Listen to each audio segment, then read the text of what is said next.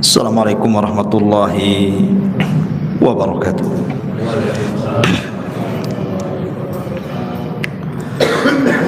Alhamdulillah wassalatu wassalamu ala Rasulillah wa ala alihi wa sahbihi wa mawalah wa la hawla wa la quwwata illa billahi wa ba'd. Alhamdulillah, di malam hari ini kembali kita bisa duduk untuk berthalabul ilmi di Masjid Al-Fajri, dan karena ini masih suasana bulan Rajab, maka malam ini kita akan membahas tentang pengaruh sebuah dosa. Dan ada 6 dosa yang kalau dilakukan oleh manusia, Allah segerakan azabnya di dunia sebelum akhirat.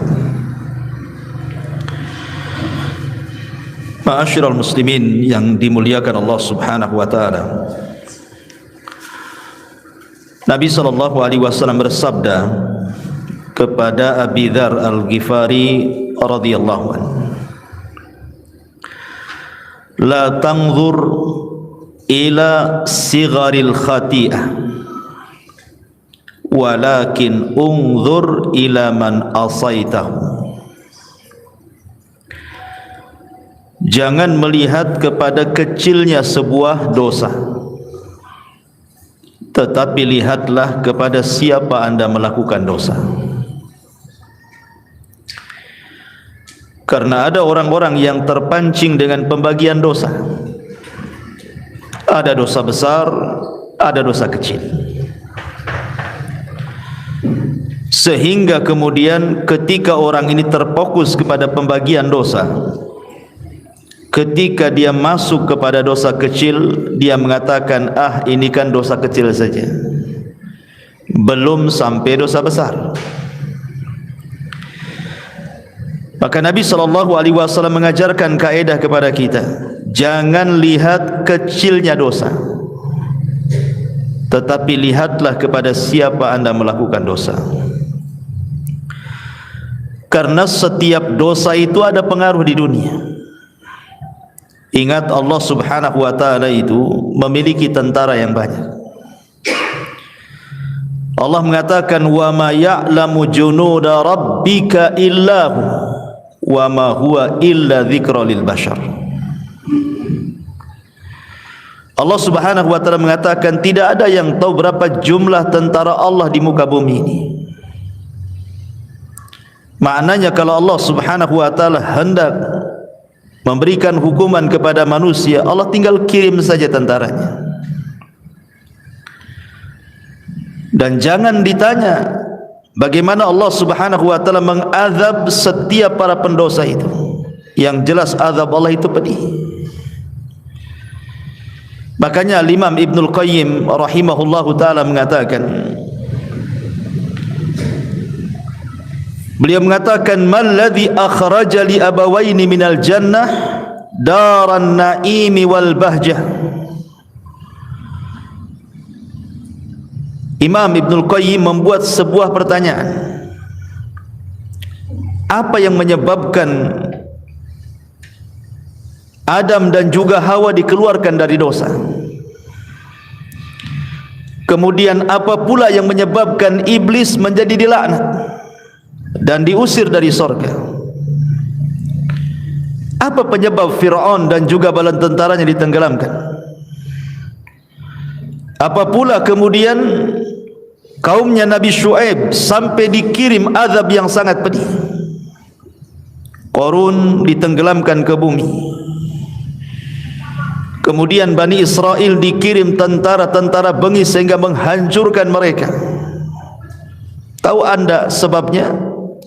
Kata Imam Ibnul Qayyim rahimahullahu taala, innaha dzunub, itu semua dikarenakan dosa-dosa yang mereka lakukan. Kemudian beliau membawakan 3 dalil Al-Quran. Pertama surah Al-An'am ayat 6. Allah mengatakan, alam yarau kam ahlakna min qablihim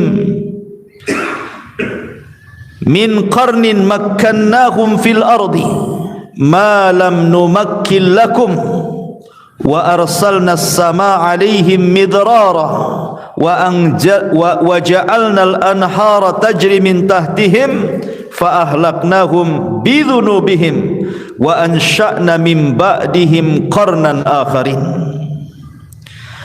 Tidakkah mereka memperhatikan berapa banyak generasi sebelum mereka yang telah kami binasakan, padahal generasi itu telah kami teguhkan kedudukannya di permukaan bumi ini, yaitu keteguhan yang belum pernah kami berikan kepada kalian.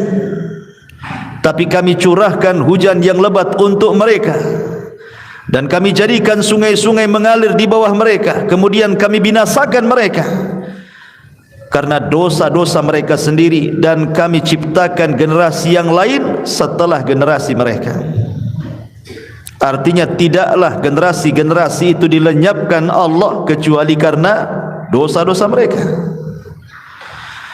Kemudian juga di dalam surah Al-Ghafir ayat 2 Allah katakan, awalam yasiru fil ardi fayanzuru kaifa kana akibatul ladzina kanu min qablihim kanu hum ashaddu minhum quwwatan wa athara fil ardi fa akhadhahumullahu bidhunubihim wa ma kana lahum minallahi min wahq. Dan apakah mereka tidak mengadakan perjalanan di permukaan bumi, lalu memperlihatkan bagaimana kesudahan orang-orang yang sebelum mereka? Orang-orang itu lebih hebat kekuatannya daripada mereka, dan lebih banyak peninggalan-peninggalan peradabannya di bumi, tetapi Allah azab mereka karena dosa-dosanya, dan tidak akan ada satu apapun yang melindungi mereka dari azab Allah Subhanahu wa taala. Kemudian sebutkan juga dalam surah Al-Ankabut ayat 40, fakullan akhadna bidzambihi faminhum man arsalna alaihi hasiba wa minhum man akhadathu as-sayhatu wa minhum man khasafna bihi al-ard wa minhum man aghraqna wa ma kana Allahu liyadhlimahum walakin kanu anfusahum yadhlimun. Maka masing-masing mereka kami azab karena dosa-dosa mereka. Di antara mereka ada yang kami timpakan kepadanya hujan batu, ada yang kami timpakan suara keras yang mengguntur, ada yang kami benamkan ke dalam bumi, dan ada pula yang kami tenggelamkan di lautan. Allah sama sekali tidak hendak menzalimi mereka, akan tetapi merekalah yang menzalimi diri-diri mereka sendiri. Kesimpulan perkataan Imam Ibnul Qayyim ini, ikhwatu fiddin yang dimuliakan Allah Subhanahu wa taala, bahwa setiap dosa itu punya pengaruh. Punya pengaruh. Kita lihat di masyarakat, ikhwan, karena pelajaran yang paling berharga itu adalah dengan melihat orang sekitar. Itu pelajaran yang berharga. Tidak perlu sekolah. Lihat saja orang sekitar kita, itu madrasah terbesar bagi kehidupan kita. Lihat orang-orang yang setiap hari murung saja. Kenapa dia bisa murung? Lihat orang-orang yang dulunya dihormati, tiba-tiba jatuh kemudian dicela manusia. Kenapa bisa dicela? Lihat orang-orang yang dulunya kekar binaraga, tiba-tiba jatuh stroke. Kenapa dia bisa stroke?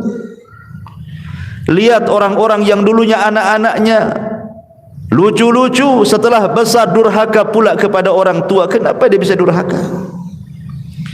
Lihat orang-orang yang dulunya kaya raya, tiba-tiba kemudian bankrupt, meminta-minta. Kenapa bisa meminta-minta? Lihat orang-orang yang terbaring, hidupnya hanya menangis, sedih, ditinggalkan manusia. Kenapa mereka sampai seperti itu? Tidak lain dan bukan, ma'asyiral muslimin yang dimuliakan Allah Azza wa Jal, itu kan disebabkan dosa.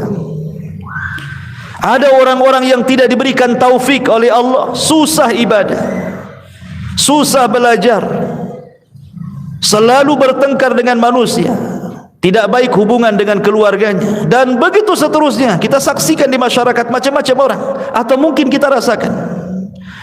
tidak lain dan bukan ma'asyiral muslimin, itu macam-macam Allah subhanahu wa ta'ala hendak menguji manusia karena dosa kita yang kita lakukan masalahnya. Dan ma'asyiral muslimin yang dimuliakan Allah azza wa jal, setiap dosa itu al-jaza min jinsil amal, sebuah balasan itu pasti disesuaikan dengan amalannya. Balasan Allah itu pasti disesuaikan dengan dosanya. Perhatikan sabda Nabi SAW. Ketika Nabi SAW mengumpulkan muhajirin, kemudian Nabi SAW mengatakan, "Sun idza btulitum bihinna wa a'udzu billahi an tudrikuhun." 5 perkara kata Rasul, jangan sampai menimpa kalian. Kalau sampai menimpa kalian, aku berlindung kepada Allah, jangan sampai menimpa kalian. Yang pertama kata Rasul, lam tazharil fahisyah fi qaumin qat hatta yu'linu biha illa fasha fihi mutta'un wal auja allati lam takun madat fi aslafihim alladhina madat. Tidaklah sebuah fahisyah, perzinahan, homoseksual, LGBT dan yang semacamnya menyebar, dan itu sudah terang-terangan, sudah tidak sembunyi-sembunyi lagi, kecuali akan disebar kepada mereka penyakit taun dan penyakit-penyakit yang belum pernah terjadi di zaman Nabi. Kemudian yang kedua, lam yanqusul mikyala wal mizana illa ukhidhu bisinin wasyiddatil maunati wa jawri sultani alaihim. Tidaklah mereka curang dalam dagang, mulai mengurang-urang takaran, mengurang-urang timbangan, mengurang-urang meteran, kecuali mereka akan dikirim paceklik yang berkepanjangan. Susahnya ekonomi bahkan dikuasakan kepada mereka penguasa-penguasa zalim. Kemudian yang ketiga, walam yamna'u zakata amwalihim illa muni'ul qatra minas sama walaulal bahaim lam yumtaru.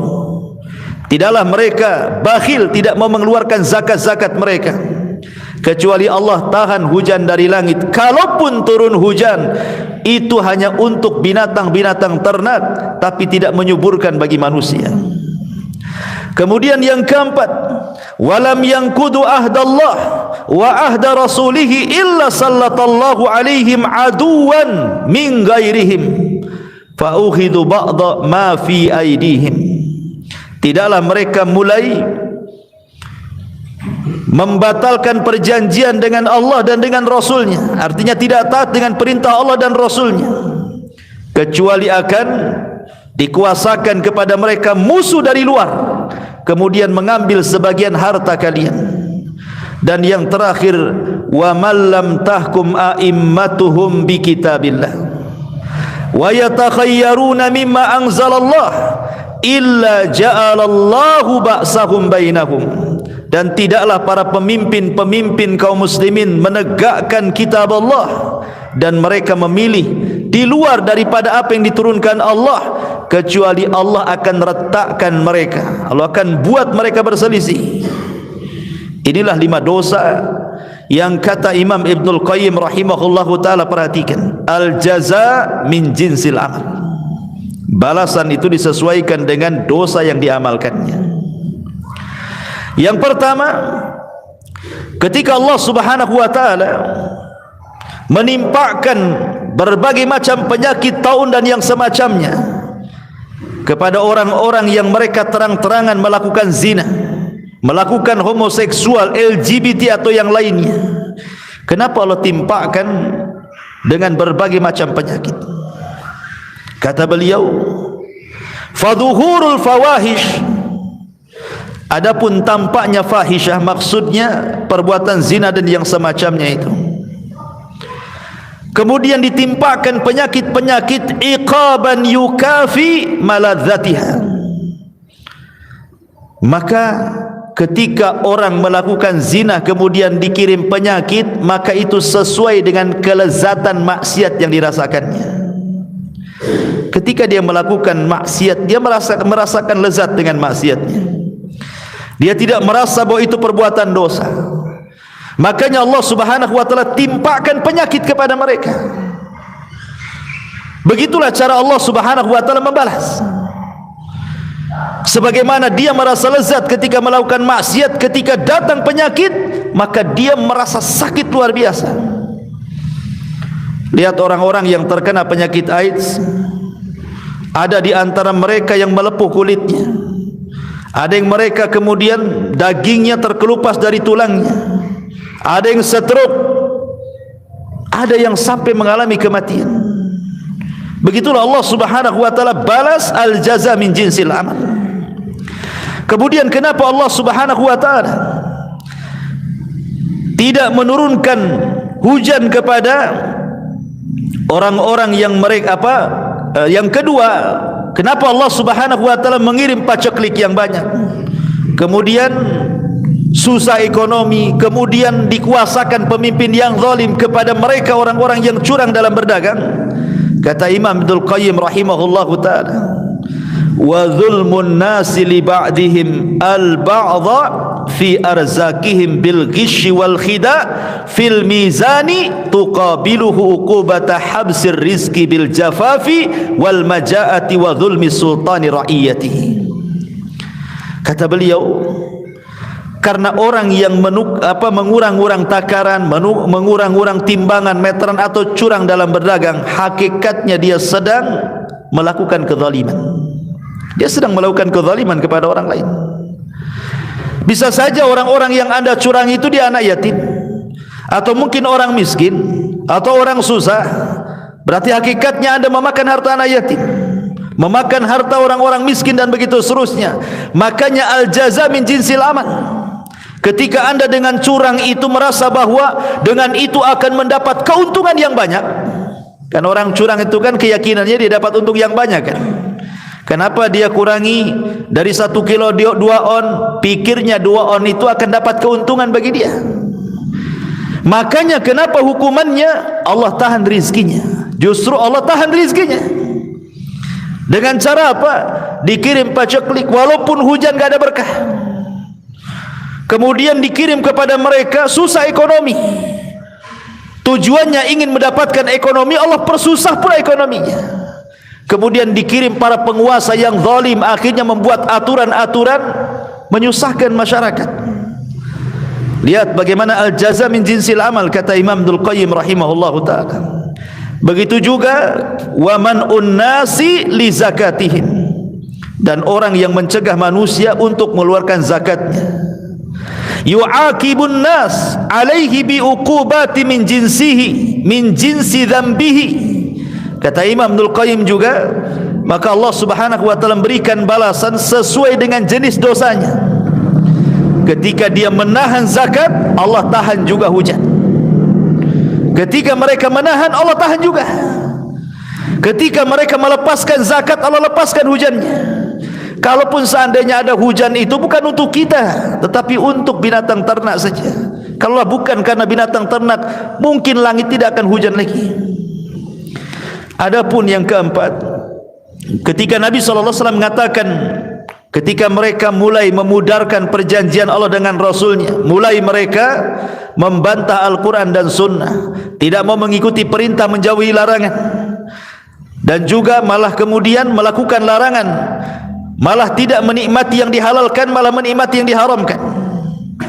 Maka kata Imam Ibnul Qayyim rahimahullahu ta'ala, maka mereka pun diberikan iqab sesuai dengan jenis dosanya. Apa jenis dosanya? Dikirim kepada mereka musuh dari luar. Karena kekuatan kaum muslimin itu, kalau mereka berpegang dengan Al-Quran dan Sunnah, ikhwan. Makanya kalau masjid-masjid kaum muslimin penuh di mana-mana, musuh-musuh Islam takut. Ketika anak-anak kaum muslimin sudah mereka kembali kepada Al-Quran, menghafal Al-Quran, kembali kepada hadis, menghafal hadis dan mempelajarinya, musuh-musuh Allah takut. Tapi ketika masjid mulai kosong, Al-Quran sudah tidak dipelajari, hadis dijauhi, Islam kemudian malah dibuat orang tidak suka, musuh senang, masuk musuh, akhirnya mencaplok sebagian kekuasaan kita. Al-jaza min jinsil amal.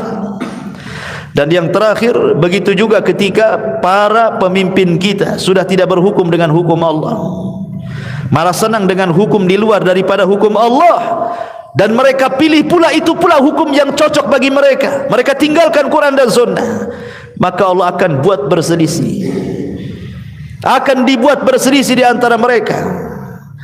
Dan itu sudah terjadi negeri kita kan, perselisihan antara kelompok ini dan kelompok itu, rebutan kekuasaan, sikut sana, sikut sini, ya kan? Sogok sana, sogok sini, celah sana, celah sini, bayar buzzer sana, bayar buzzer situ, kan itu ya. Akhirnya ribut negara. Ma'asyiral muslimin yang dimuliakan Allah Subhanahu wa taala. Dari sini menunjukkan bahwa apapun dosanya, baik umum seperti hadis ini, tetap ada pengaruhnya, apalagi khusus. Inilah yang kita akan bahas, dosa-dosa khusus, di mana Nabi SAW mengatakan ada 6 dosa yang kalau kita lakukan, maka Allah akan azab kita di dunia sebelum akhirat. Dan azab di dunia bukan menjadi kafarah bagi akhirat.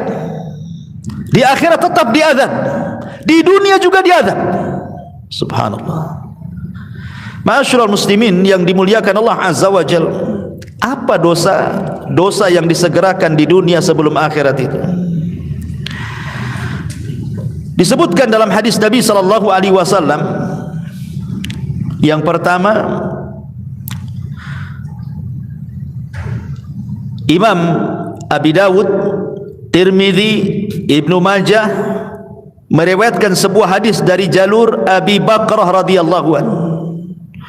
Nabi sallallahu alaihi wasallam bersabda, "Ma min dzambin ajdaru an yu'ajjilallahu li sahibihi al-'uqubata fid dunya ma'a ma yaddakhiruhu lahu fil akhirati mithlul baghi wa qati'atir rahimi." Dari Abi Bakrah radhiyallahu anhu, Nabi SAW bersabda, tidak ada satu dosa yang lebih pantas untuk disegerakan kepada pelakunya hukuman di dunia sebelum hukuman di akhirat, melainkan al-baghi wa qati'atir rahim. Pertama al-baghi, yang kedua qati'atur rahim. Hadis ini disahihkan oleh Syekh Nasiruddin Al-Albani rahimahullahu taala fi Sahih Abi Dawud. Jadi yang pertama al-baghi. Apa al-baghi? Al-baghi itu artinya az-zulmu, kezaliman. Kezaliman ini ikhwatu fillah muliakan Allah Subhanahu wa taala, sangat dibenci oleh Allah Subhanahu wa taala. Makanya Allah Subhanahu wa taala berfirman dalam hadis qudsi, apa firman-Nya? Inni haramtu zulma ala nafsi wa ja'altuhu muharraman bainakum fala tadhalamu. Kuharamkan kezaliman kepada diriku dan kuharamkan kezaliman pula bagi kalian. Ma'asyiral muslimin yang dimuliakan Allah Azza wa Jalla, saya akan sebutkan beberapa kisah menunjukkan bahwa zalim itu akan ada hukuman di dunia sebelum akhirat. Ingat ketika saya menceritakan kepada antum tentang kisah Hajjaj ibn Yusuf al-Thaqafi. Hajjaj ibn Yusuf al-Thaqafi, seorang jenderal hafal Quran tetapi bengis. Berapa banyak jiwa para sahabat, para tabi'in dibantai dia. Jadi suatu ketika dia melakukan penyerangan dan menaklukkan Mekah dan Madinah, ada seorang hamba yang saleh namanya Sa'id ibn Zubair radhiyallahu anhu. Sa'id ibn Zubair radhiyallahu anhu. Sa'id ibn Zubair disiksa oleh Hajjaj ibn Yusuf sampai akhirnya kemudian dia dirantai mulai dari leher, tangan dan kaki, sampai dia mengatakan kepada Hajjaj, ya Hajjaj, kalau engkau hendak membunuhku silahkan, tapi tolong sekarang waktu sholat, aku ingin sholat. Kemudian kata Hajjaj ibn Yusuf ini, ya adu Allah, wahai musuh Allah, engkau tinggal solat saja, mau kuarahkan ke kiblat mana? Baik kuarahkan kau ke kiblatnya orang-orang Nasrani, katanya. Subhanallah, Hajjaj zalim. Ya. Maka Sa'id bin Zubair mengatakan, terserah, karena Allah Subhanahu wa taala mengatakan, fa aina ma tuwallu fa thamma wajhullah, kemanapun aku mengarah di sana ada wajah Allah. Akhirnya kemudian sebelum dibunuh oleh Hajjaj di pantai ini, Sa'id bin Zubair ini berdoa kepada Allah Subhanahu wa taala dan mengatakan, ya Rabb, jangan engkau kuasakan kezaliman Hajjaj setelah aku, cukuplah aku yang terakhir. Maka setelah Sa'id bin Zubair dibunuh secara zalim oleh Hajjaj bin Yusuf ini, 40 hari setelahnya, Hajjaj selalu bermimpi, dalam mimpinya berjumpa dengan Sa'id bin Zubair. Kemudian terngiang-ngiang setiap hari. Akhirnya dia pun jatuh sakit dan mengalami sakit yang hebat, yang rasa sakitnya tidak ada yang tahu kecuali Allah. Sebab itulah dia meninggal. Lihat, sadaqa Rasul sallallahu alaihi wasallam bahwa kezaliman itu akan disegerakan azabnya di dunia sebelum akhirat. Bahkan dikisahkan, ma'asyiral muslimin yang dimuliakan Allah Azza wa Jalla, dari Yahya al-Burmuki rahimahullahu ta'ala. Yahya al-Burmuki ini adalah salah satu menteri pada kekhilafan Harun ar-Rasyid. Harun ar-Rasyid menjadikan Yahya al-Burmuki ini salah satu wazirnya, penasehatnya. Tetapi kemudian amanah daripada Harun ar-Rasyid, jabatan yang diberikan kepada Yahya al-Burmuki ini melewati batas kewenangan dia. Akhirnya dia pun melakukan kezaliman, memperkaya dirinya, dan begitu seterusnya, menzalimi orang lain. Lah akhirnya kemudian ketahuan. Maka Harun ar-Rasyid marah karena kezaliman yang dilakukan Yahya al-Burmuki ini.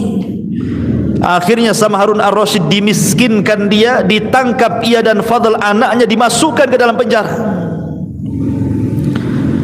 Dalam penjara anaknya tidak tahu menahu kenapa bapaknya dan dianya bisa masuk penjara. Jadi dalam penjara ini anaknya ngomong sama bapaknya, ya abi, ba'dal amri wan nahi wan ni'mati sirna ila hadha. Wahai ayahku, saya ingin tanya sesuatu. Baru saja kita ini mendapatkan kedudukan yang tinggi di Daulah Abbasiyah, bisa memerintahkan orang, bisa melarang orang, diberikan kenikmatan. Tiba-tiba kami dalam penjara seperti ini, gelap gulita, sulit, susah. Ada apa wahai bapakku, katanya. Maka Yahya al-Burmuki mengatakan, ya bunai, hadhihi da'watul madlum sarat bilailin ghafalna anha walam yaghfalillahu anha.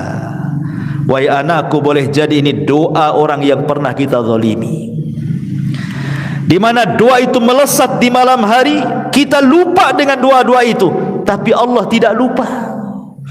Kita lalai dengan doa orang-orang yang kita zalimi, tapi Allah tidak lalai. Wala tahsabannallaha ghafilan amma ya'malu zalimun. Jangan sangka Allah lalai terhadap orang-orang yang melakukan kezaliman. Allah tidak lalai. Makanya kenapa kemudian Nabi SAW sampai mengatakan bahwa doa orang yang dizalimi itu melesat sampai ke mana? Sampai ke awan. Kemudian Allah mengatakan, wa bi'izzati la ansurannahu walau ba'dahin. Maka Allah berfirman dari atas sana, demi kemuliaanku, kata Allah, aku akan tolong orang yang dizalimi ini sampai batas waktunya. Sampai-sampai Imam Abdul Qayyim mengatakan, walaupun yang dizalimi itu orang kafir sekalipun, Allah akan tolong dia. Bukan karena Allah menolong kekafirannya, tidak, tapi Allah melihat dia di posisi orang yang dizalimi. Karena Allah tidak suka dengan kezaliman dan Allah suka keadilan. Makanya siapapun yang akan dizalimi, kemudian orang yang dizalimi berdoa kepada Allah Subhanahu wa taala, maka Allah akan ijabah, dan itu sebagai iqab bagi dia di dunia sebelum akhirat. Kecuali kalau dia bertobat kepada Allah Subhanahu wa taala sebelum kematiannya. Ma'asyiral muslimin yang dimuliakan Allah Subhanahu wa taala, makanya kenapa zalim itu sebuah kegelapan pada hari kiamat. Az-zulmu dzulumatun yaumal qiyamah. Kezaliman itu kegelapan pada hari kiamat. Ini yang pertama. Yang kedua, qati'atur rahim. Yang akan disegerakan hukumannya di dunia sebelum akhirat adalah orang yang memutuskan silaturahim. Dan yang paling besar dari memutuskan silaturahim adalah uququl walidain. Ketika seorang anak durhaka kepada orang tua, maka hukumannya akan disegerakan di dunia sebelum akhirat. Seorang syekh bercerita, syekh ini biasa berdakwah di penjara. Jadi suatu ketika syekh ini, ya sebagaimana rutinitas jadwal dia harus mengisi di penjara. Dia datang ke penjara. Rupanya di depan penjara itu adalah seorang ibu yang menangis. Menangis tidak henti-hentinya. Ditanya oleh syekh ini, "Ya ummah, wahai ibu, kenapa anda menangis?" Kemudian ibu ini mengatakan, "Sesungguhnya anakku di dalam sana," katanya. "Anakku di dalam sana." Akhirnya kemudian syekh ini membujuk ibu ini supaya tenang. Kemudian ibu ini mengatakan, menitipkan uang 300 real. "Ya syekh, sampaikanlah uang ini kepada anakku dalam sana." Kemudian syekh ini bertanya, "Bagaimana bisa anakku di penjara?" Kemudian ibunya mengatakan, "Uquq ya syekh, uququl walidain ya syekh." Durhaka kepada orang tua wahai syekh, durhaka kepada orang tua. Kata syekh ini, "Bagaimana bisa? Coba ceritakan." Maka ini ibu-ibu ini bercerita begini. Jadi suatu hari ayahnya memerintahkan sesuatu dengan nada tinggi. Tidak terimalah dia anaknya ini. Akhirnya adu mulut antara bapa dan anak ini. Entah kenapa anak ini kemudian menempeleng bapaknya sampai pingsan. Bapaknya ditempeleng sampai pingsan. Ya. Akhirnya kemudian ketika dia sadar, dia tidak terima, dilaporkan ke polis, ditangkap, masuk penjara dia. Kata syekh, la haula wala quwata illa billah. Akhirnya diambil uang itu. "Baik, akan saya sampaikan uang ini setelah saya izin ke sipir dulu, karena tidak boleh masukkan sembarang barang ke dalam penjara. Setelah dapat izin masuknya." Lah kebetulan syekh ini mulai tadinya hendak menyampaikan materi lain, tapi karena berjumpa dengan ibu itu, akhirnya ketika dia ceramah, materinya fokus kepada bahaya uququl walidain. Syekh ini tidak tahu yang mana satu anak itu. Yang diceritakan ibu itu dari sekian narapidana dalam penjara itu, mana satu tidak tahu, tidak pernah kenal siapa namanya, bagaimana rupanya, nggak tahu. Akhirnya syekh ini menceritakan tentang bahaya uququl walidain dengan mengatakan, "Fala taqul lahuma uffi wa la tanharhuma." Mengatakan A saja tidak boleh, apalagi kemudian membentaknya, apalagi sampai memukulnya. Kemudian diceritakan tentang bahaya ancaman-ancaman di dunia, di neraka ini. Tiba-tiba di balik tiang itu, rupanya anak itu ada di balik tiang. Entah kenapa anak ini seperti orang mabuk, entah ngantuk, entah mabuk, entah apa gitu, mendengarkan kajian, tiba-tiba oleng, kepalanya membentur tiang itu, kemudian pingsan. Al-jaza min jinsil amal. Sebagaimana dia menampar bapaknya pingsan, dia kejeduk tiang, dia pingsan juga. Allah kasih cash di dunia. Ya. Setelah kemudian syekh ini melihat ada apa itu, siapa yang pingsan itu, ditanya-tanya, rupanya anak daripada ibu tadi. La haula wala quwata illa billah. Bahkan seorang syekh bercerita, ikhwan, ada orang yang sudah tua, ibunya ini sudah tua, usianya hampir 90 tahun. Allah berikan usia panjang ibu ini. Anaknya pun sudah tua, anaknya 50 lebih.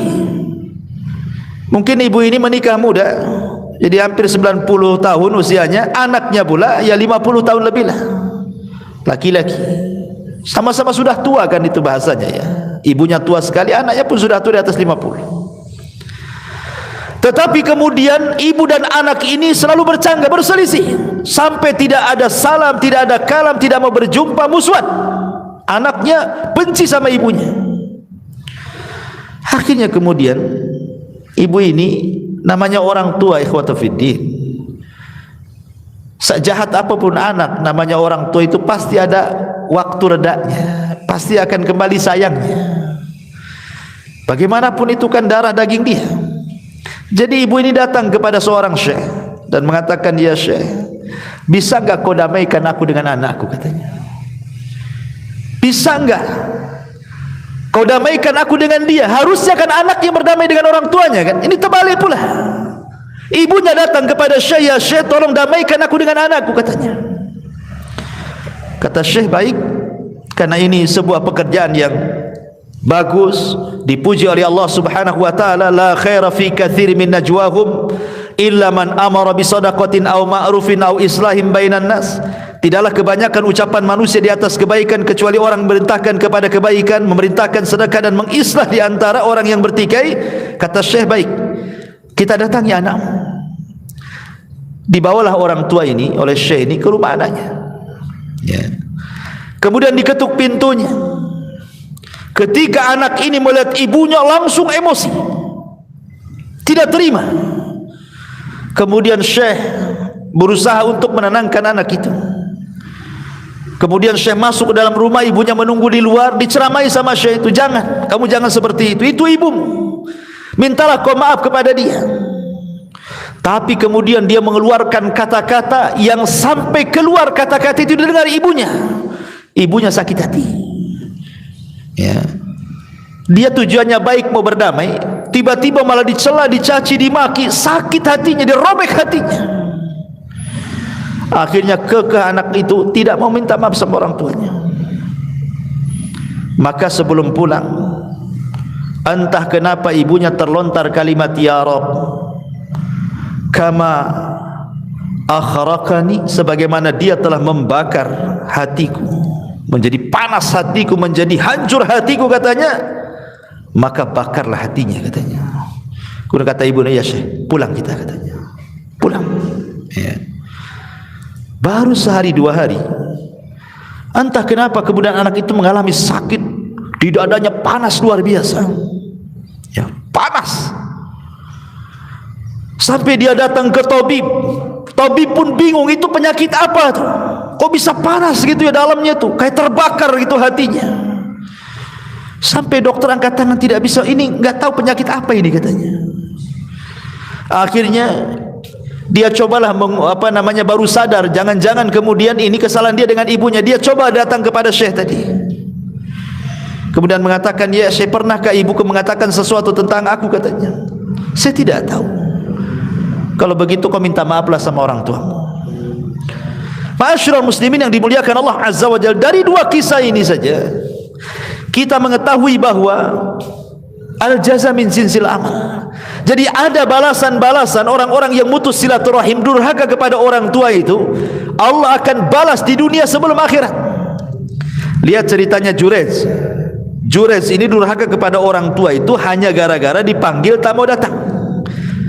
Bukan lagi tidur, bukan lagi kerja, tidak, lagi sholat. Jurez kan lagi sholat.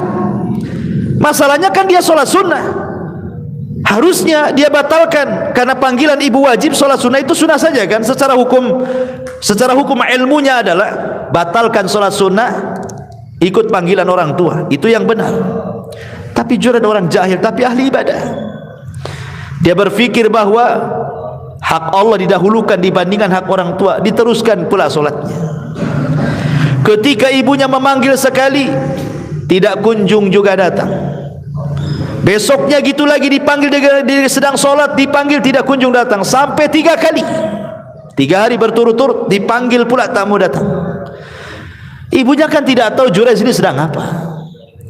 Akhirnya ibunya berdoa kepada Allah, ya Rabb, kalau Jurez seperti ini kepada aku, katanya, dia fokuskan ibadah yang tidak mempedulikan ibunya sendiri, jangan kau wafatkan ya Rabb si Jurez sampai kau kirimkan pelacur untuk memfitnah dia, katanya. Subhanallah. Ketika doa ibu ini merasa dizalimi kan itu. berdoa. Akhirnya betul, tiba-tiba kemudian ada orang yang tidak suka dengan Jurayj. Dia sewa pelacur, kemudian dikatakan kau goda Jurayj itu sampai berzina. Akhirnya dia pun menggoda, tapi Jurayj tidak juga tergoda. Akhirnya kemudian disiasati. Di situ ada penggembala kambing, berzinalah wanita itu dengan penggembala kambing, akhirnya hamil. Kemudian dituduhkanlah anak ini anak Jurayj. Setelah lahir, kemudian dikatakan ini anaknya Jurayj katanya. Maka Bani Israel marah, dipukuli Jurayj, dirobohkan tempat ibadahnya. Kemudian tapi Jurayj sebelum hampir saja mau dibunuh, dia mengatakan aku tidak bersalah. Kemarikan bayi itu katanya. Kemarikan bayi itu. Ketika bayinya dihadapkan, kemudian ditusuklah lambungnya dan mengatakan, man abuk, siapa sebenarnya bapakmu itu? Tentu tidak sengaja kan, Jurayj ini hanya mengatakan seperti itu, tapi ini karamah, memang Jurayj tidak salah. Tiba-tiba anak ini dibuat bicara oleh Allah, abi ra'il ghanam, bapak aku penggembala kambing katanya. Baru sadar Bani Israel. Tapi apa yang jadi syahid kisah ini? Doa orang tua menjadi sebuah kenyataan kan. Allah Subhanahu wa taala kirim Bani Israel menghancurkan dia, memukuli dia, tempat ibadah dihancurkan, walaupun kemudian kembali dibangun kan gitu. Dari sini menunjukkan qati'atur rahim adalah dosa yang disegerakan. Jadi yang pertama zalim, yang kedua memutus silaturahim. Hati-hati. Kalau anda seorang mudir di perusahaan, jangan pernah zalim kepada bawahan. Gaji mereka sebelum keringatnya kering, kata Nabi. Kalau anda seorang suami, jangan zalim kepada istri, kepada anak-anak. Atau punya orang tua, jangan zalim kepada orang tua. Tabarru aba'akum tabarrukum abna'ukum, kata Rasul. Berbuat baiklah kepada orang tua kalian, nanti anak-anak kita berbuat baik sama kita.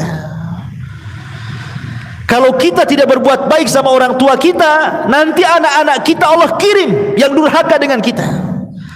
Betapa banyak anak-anak yang kita sayang waktu kecil, ketika dia sudah tua, kita sudah tua, anak-anak sudah besar, kita sakit, tidak ada yang peduli dengan kita, ikhwan. Banyak tuh orang-orang tua yang kayak gitu itu. Menyesal melahirkan anaknya itu. Setelah dia terbaring sakit, tidak ada satupun anak yang datang. Bahkan ada satu syekh itu bercerita. Jadi ada dua orang tua itu, suami istri, sudah nenek-nenek. Qadar Allah, meninggallah istrinya. Secara otomatis karena sudah tua bapaknya ini harus ikut kepada anak yang paling tua kan gitu, dibandingkan kepada anak-anak yang muda-muda, karena semua sudah kawin. Akhirnya kemudian orang tua ini ngikut kepada anak yang paling tua. Sehari dua hari tidak ada masalah, seminggu dua minggu tidak ada masalah, sebulan dua bulan mulai ada masalah. Istrinya tidak suka dengan dia karena hidup satu rumah, ya. Entah kenapa istrinya kemudian ngomong sama suaminya setelah perdebatan yang panjang, meminta supaya bapaknya jangan tinggal di dalam rumah katanya. Lah kebetulan di samping rumah itu ada kamar khusus untuk sopir. Akhirnya disepakati, bagaimana kalau kita letakkan saja orang tua itu di kamar sopir saja. Jadi dia terpisah dari kehidupan kita di dalam. Akhirnya anaknya yang paling tua ini membujuk orang tuanya dan mengatakan sebaiknya bapak tinggal di luar saja. Itu ruangan lebih bagus, cahaya matahari masuk, angin juga masuk, macam-macam alasannya. Orang tua paham, namanya sudah tua. Sebenarnya paham, tidak mau berdebat saja dia. Ya. Akhirnya dibersihkanlah itu kamar supir itu, diletakkan di situ. Satu hari dua hari masih ditengok, dua tiga hari masih ditengok, sebulan dua bulan sudah mulai dicueki. Ya kadang ditengok kadang tidak. Memberi makan pun pada awalnya dengan piring, ya dikasih piring kemudian dikasih gelas gitu ya. Baik-baik dikirim tuh. Tapi lama-lama bosan. Terkadang pakai kresek, terkadang pakai piring, sudah tidak menghargai lagi. Ya. Sampai pada waktunya setelah berbulan-bulan, beberapa bulan, tidak sampai 1 tahun dia di rumah, di kamar supir itu, akhirnya sakit parah karena tidak pernah dibersihkan dengan bau busuk yang luar biasa di situ. Meninggallah kemudian ayahnya itu. Meninggal. Uququl walidain. Saya bayangkan. Lah ketika di hari ayahnya meninggal nih, akhirnya kemudian cucunya, anak daripada anak tertuanya ini, kemudian ikutlah membersihkan kamar itu karena mau ditempati supir lagi, dibersihkan. Ketika masuk, bau busuk yang luar biasa di dalam itu, sampah berserakan, nggak pernah disapu gitu. Lah anaknya ini kan punya anak, artinya cucu daripada si kakeknya yang meninggal tuh, masih kecil ya, sekitar 8 atau 7 tahunan. Masuklah ke kolong ranjang itu, tempat kakeknya tidur itu. Rupanya di situ ada piring dan gelas. Kemudian diambillah piring dan gelas itu, tiba-tiba dipeluknya. Kemudian ayahnya mengatakan, nak, lempar nak, itu piring kakekmu itu, dia sudah meninggal, sudah nggak ada gunanya, kotor nak, katanya.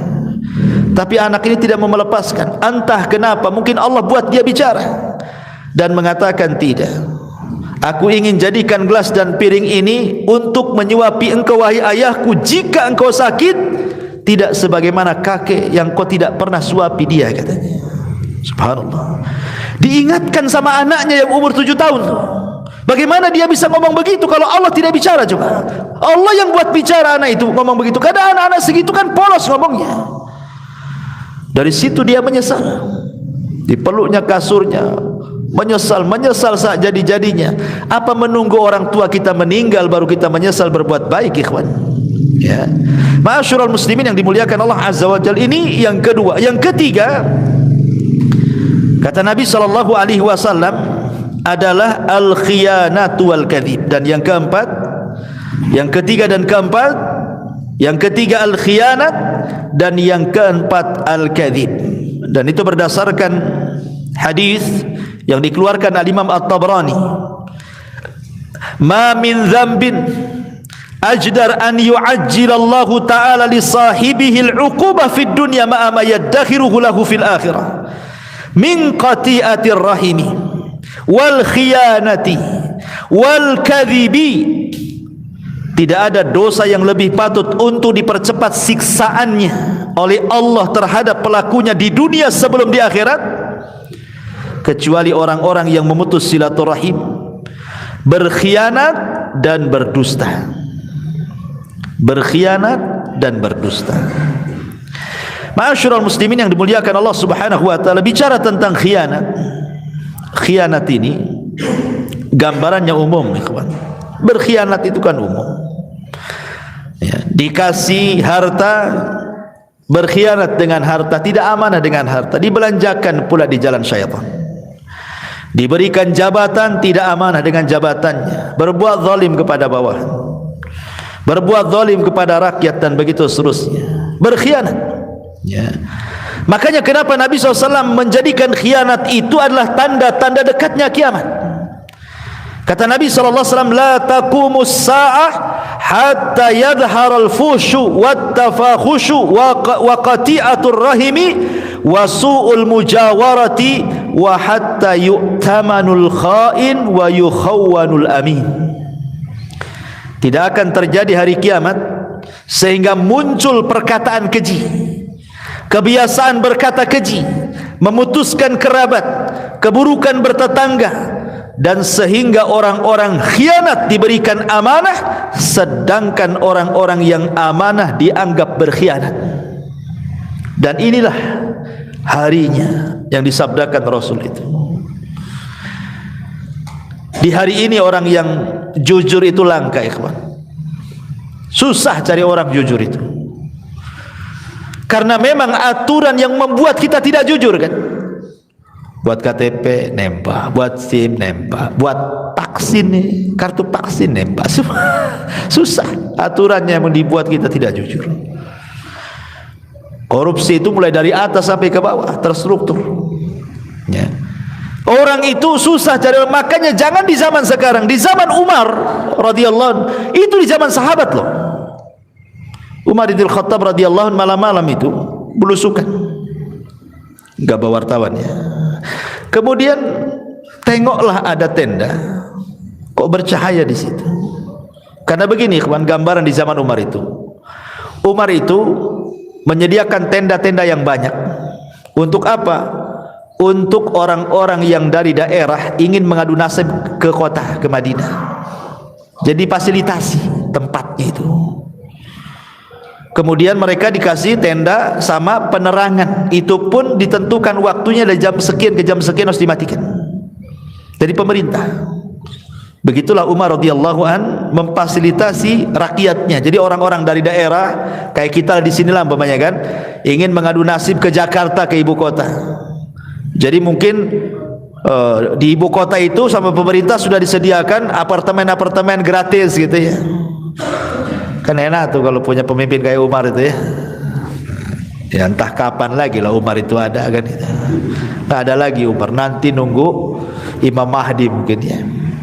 Jadi Umar radhiyallahu an ini malam-malam nampak kok ada tenda yang belum dimatikan, harusnya mati jam segini. Ini penerangan pemerintah. Akhirnya mendekati tenda itu adalah percakapan wanita tua dengan anak gadisnya. Umar coba mendengarkan percakapan keduanya itu. Jadi ibunya ini ngomong sama anaknya, "Nak, bagaimana kalau kita besok jualan air susu ini kita campur dengan air mineral supaya banyak untungnya?" Begitulah curang dalam dagang itu modusnya kurang lebih sejak zaman Umar sampai sekarang, main campur-campur kan. Ya kan? Pemanya jual jeruk bilangnya beras tagi, ya taunya beras busuk kan itu. Bilang salak pondok, ternyata salak kubu kan itu. Enggak tahu kita ini. Dicampur-campur kan itu. Itulah memang dari sejak zaman dulu namanya curang dalam dagang, main campur-campur yang baik dengan yang buruk dan begitu seterusnya. Tapi anak gadisnya ini subhanallah anak soleha. Dia mengatakan kepada ibunya, "Bu, jangan. Umar bin Khattab Amirul Mukminin membuat aturan dalam jual beli tidak boleh curang." Kata ibunya, "Nak, Umar tidak tahu." Pada Umar di samping tendanya tuh. Umar tidak tahu. Tapi anak gadisnya sekali lagi mengingatkan kepada ibunya, "Bu, walaupun Umar tidak tahu, tapi Umar punya Rabb, punya Tuhan, dan Tuhannya Umar juga Tuhan kita. Tuhannya Umar tahu." Ya. Akhirnya sadar ibunya. Umar bergegas pulang. Kumpulkan anak laki-lakinya semua. Ibnu Umar, Qasim ibn Umar, anak laki-lakinya banyak. Kata Umar bin Khattab, "Siapa yang siap nikah di antara kalian?" "Siapa?" katanya. "Tuh ada bibit unggul tuh sana," katanya. Rupanya Qasim ibn Umar mengatakan, "Saya wahai abi.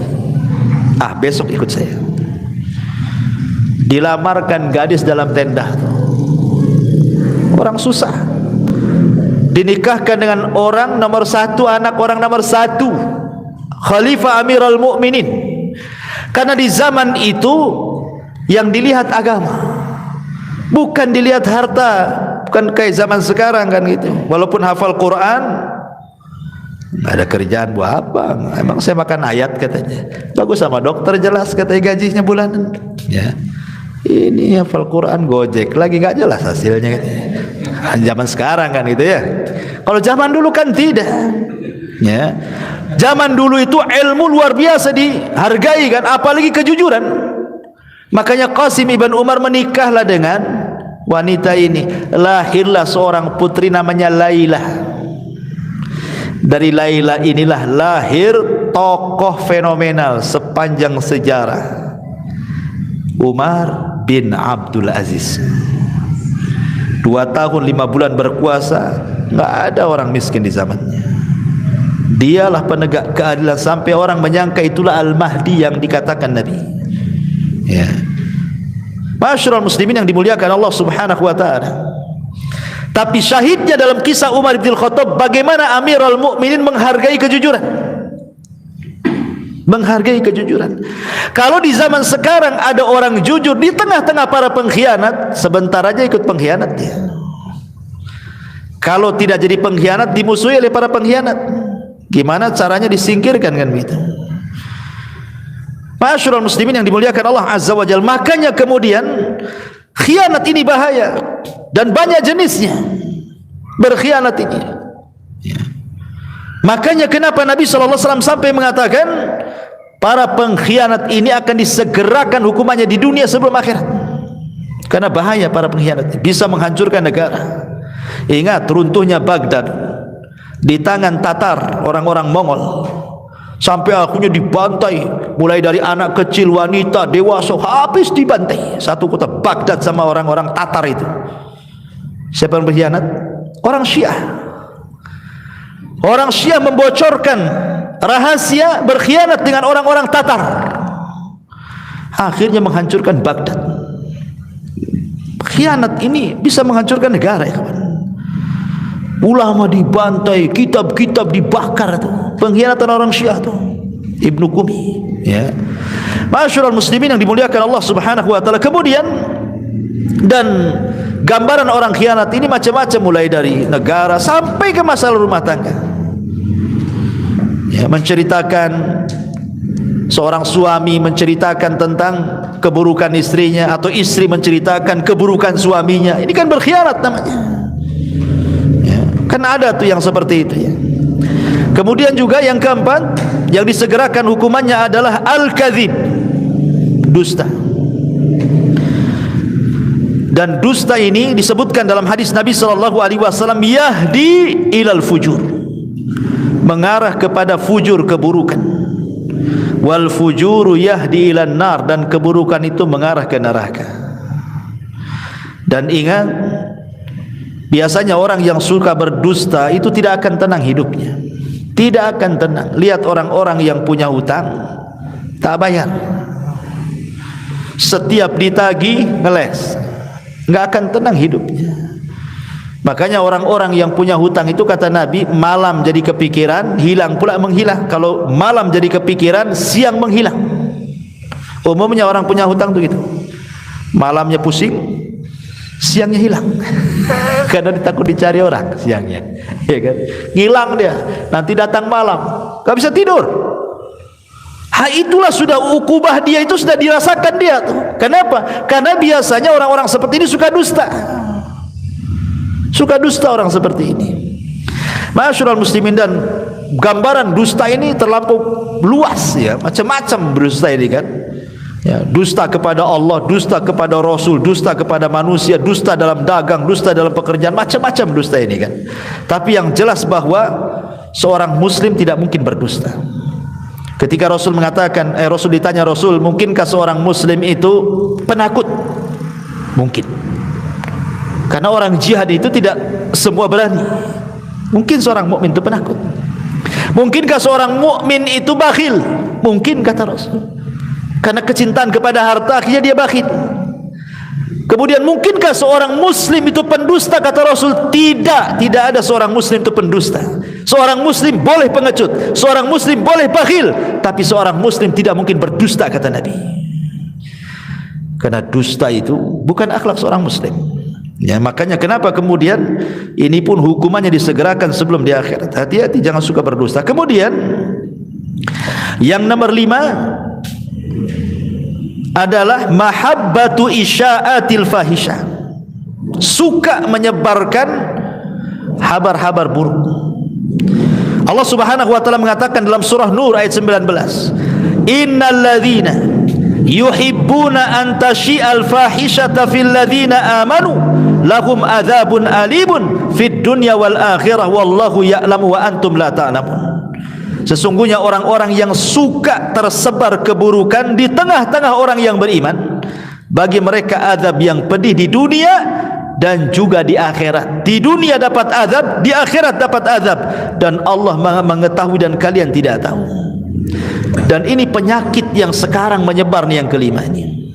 Bayangkan, Al-Quran yang mengatakan baru cinta saja tersebarnya sebuah keburukan, itu sudah diazab di dunia. Apalagi dia yang menciptakan keburukan, dia pula yang menyebarkannya.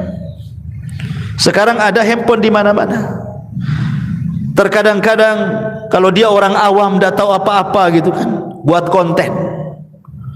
Kontennya itu maksiat.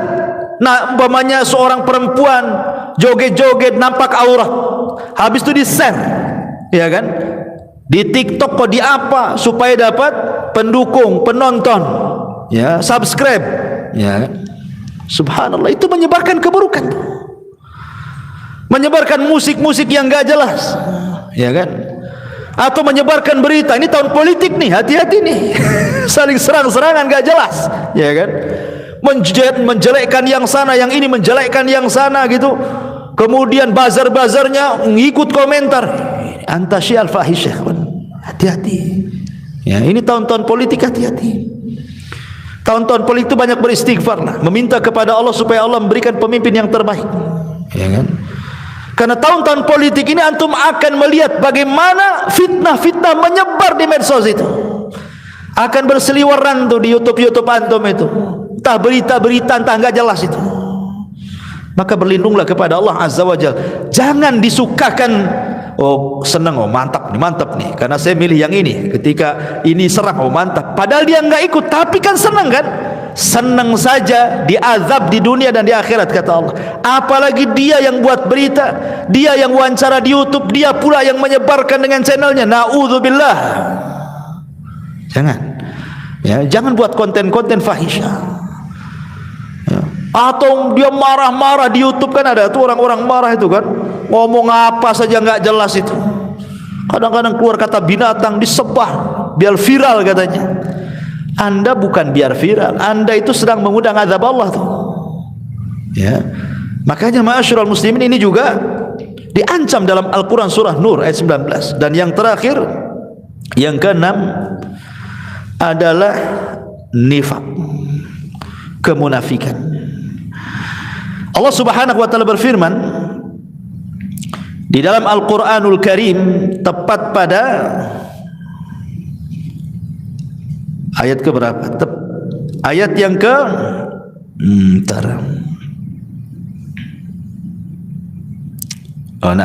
ya.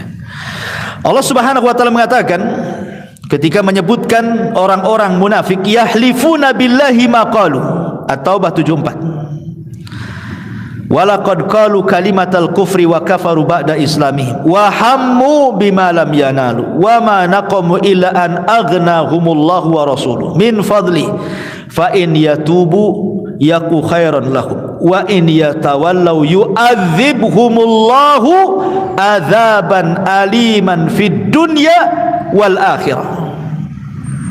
Orang-orang yang mereka bersumpah dengan nama Allah, apa yang mereka katakan, dan sungguh mereka telah mengatakan dengan kalimat kekufuran, dan mereka telah kufur setelah keislaman mereka. Maka di ujung ayat Allah mengatakan kalau mereka tobat itu lebih baik, tapi kalau tidak tobat bagi mereka azab di dunia dan di akhirat. Dan orang-orang munafik di zaman sekarang tersebar, ikhwan, masya Allah. Ada orang jahil mengomentari orang alim. Orang jahil bicara soal Islam, kan banyak di sekarang nih. Entah ngomong apa tuh, kayak dia tahu aja soal Islam tuh. Ya. Kemudian menyatut-nyatut dalil. Mungkin baca Quran saja belepotan tidak bisa kan, tapi seolah-olah dia peneliti hebat, komentator gitu ya, seolah-olah punya ilmu dalam agama. Kalau anda tidak punya ilmu agama, diamlah. Anda kan bukan bidangnya. Karena bagaimanapun Rasul mengatakan idza wusidal amru ila ghairi ahli fantadirisah. Apapun kalau sudah diserahkan kepada yang bukan ahlinya, itu tunggu aja kehancurannya tuh. Islam hancur itu bukan orang luar yang menghancurkan, tapi orang dalam yang munafik yang menghancurkan. Disebarnya Islam-Islam yang kita kenal liberal hari ini contohnya kan, menyamakan agama itu semua sama. Sampai kemudian juga akhirnya dibentur-benturkan Islam itu dengan perkara-perkara yang memang sebenarnya tidak ada berbenturan. Contoh umpamanya ketika datang Natal, kita kan disuruh menghormati orang-orang di luar daripada Islam selama mereka tidak menyerang kita, tidak memerangi kita. Antabarruhum wa tuqsitu ilaihim, kata Allah, untuk berbuat baik kepada mereka dan berbuat adil kepada mereka. Kita disuruh. Tapi kita punya kalimat lakum dinukum waliyadin.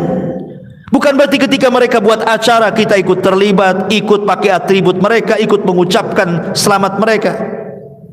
Coba bayangkan, ternyata orang-orang di luar Islam pun sebenarnya, kalaupun orang Islam tidak ngomong seperti itu pun, mereka tidak sakit hati. Yang sakit hati itu gerombolan orang-orang sakit hati dalam Islam mana? Disalah-salahkan pula kita yang memfatwakan jelas-jelas ulama mengharamkan. Malah kita pula tidak dikatakan ini enggak nasionalis nih katanya. Memecah belah.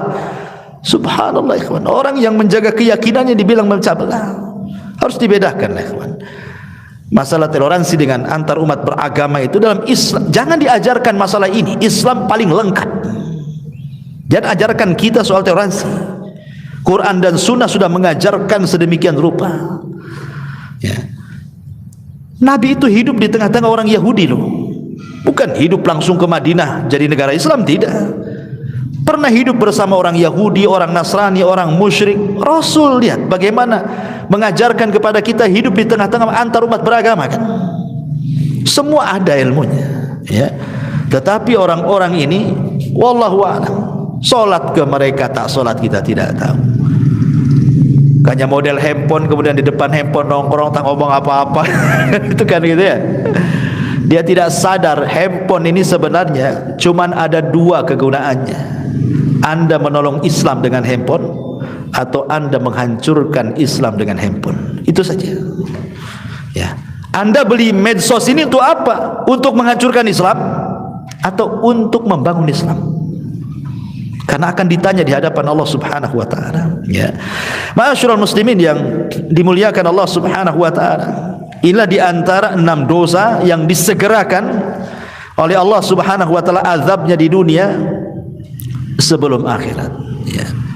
Adapun pengaruh-pengaruh dosa itu sudah banyak dijelaskan oleh para ulama seperti Al-Imam Ibnul Qayyim rahimahullahu taala menjelaskan tentang athar adzunub, bagaimana dosa itu punya pengaruh yang luar biasa baik kepada individu ataupun kepada masyarakat. Lihat dalam sebuah kisah yang pernah saya kisahkan, kisah di zaman Bani Israel kan. Kisah Israiliyat sebenarnya. Ya, sebagai penyedap saja. Riwayatnya juga masih diteliti. Tapi ini masyhur, diletakkan di kitab-kitab tafsir. Jadi ketika Nabi Musa ini sedang mengalami paceklik hebat, tidak turun hujan. Akhirnya kemudian mengajak Bani Israel ke tengah lapangan. Musa itu kalimullah ikhwan, Nabi yang biasa berdialog dengan Allah. Setelah melaksanakan istisqa dengan Bani Israel, awan pula bukannya hitam malah makin putih. Enggak dikabulkan kan itu ya. Harusnya minta hujan tuh awan hitam, turun hujan. Ini yang minta Nabi Musa, bukan orang biasa.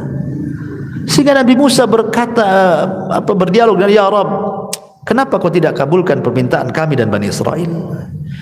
Allah mengatakan, ya Musa, tidak bisa, karena di tengah-tengah umatmu ada satu orang, dia bermaksiat 40 tahun dan dia belum bertobat kepada Allah. Kalau engkau mau, keluarkan orang itu dari lapangan, usir dia. Kata Musa, siapa namanya? Oh, tidak bisa, saya tidak akan menyebut namanya. Kau tinggal berteriak saja di hadapan orang-orang. Maka Musa alaihi salatu wassalam langsung mengumpulkan Bani Israel, mengatakan, man minkum, barang siapa di antara kalian ya'sillaha arba'ina sanatan fakhruj, bermaksiat kepada Allah 40 tahun, keluar dari sini katanya. Ya nggak ada yang keluar lah, nggak mungkin lah ngaku. Ya, orang sebanyak itu. Rupanya ada pula lah yang mungkin merasa dirinya, karena dia juga 40 tahun belum pernah bertobat, karena malu dia, kemudian serbannya ditutup di kepalanya, dia menunduk dia. Kemudian dia mengatakan dalam hatinya, ya Rabb, apakah setelah 40 tahun kau tutup aibku, sekarang kau mau bongkar aibku? Tubtu ilaika ya Rabb, aku bertobat kepadamu hari ini ya Rabb. Ketika dia mengatakan aku bertobat, gelap langit, tiba-tiba hujan. Nabi Musa heran, ya Rabb, bukankah kau katakan tadi kau akan turunkan hujan bila orang itu keluar? Orang itu belum keluar, kenapa sudah kau turunkan hujan? Ya, maka Allah mengatakan, ya Musa, orang itu sudah bertobat. Ya Rabb, kata Musa, siapa orang itu? Saya ingin tahu. Maka Allah mengatakan, ya Musa, ketika dia bermaksiat 40 tahun lah ku tutup aibnya. Sekarang dia sudah bertobat, ku bongkar aibnya? Enggak lah. Subhanallah. Syahidnya di sini apa? Satu orang maksiat, satu Bani Israel terkena imbasnya. Ya kan? Satu orang bermaksiat, satu negara kena imbasnya. Itulah pengaruh maksiat. Ya, apalagi kepada pribadi, hadis yang tadi saya jelaskan di awal gitu ya. Apalagi ini bulan Rajab. Sekali lagi saya ulangi pengajian pada minggu yang lalu, perkataan Qatadah ibn Di'amah rahimahullah ta'ala, seorang ahli tafsir, bahwa kezaliman atau perbuatan dosa dilakukan di Ashhurul Hurum, salah satunya bulan Rajab, maka akan dilipat gandakan dosanya dibandingkan kalau antum melakukan dosa di bulan-bulan yang lainnya. Wallahu a'lam bishawab. Ini saja yang bisa saya sampaikan. Mudah-mudahan ada manfaatnya. Subhanallah bihamdika asyhadu an la ilaha illa anta astaghfiruka wa atubu ilaik. Allahu ta'ala alam. Assalamualaikum warahmatullahi wabarakatuh.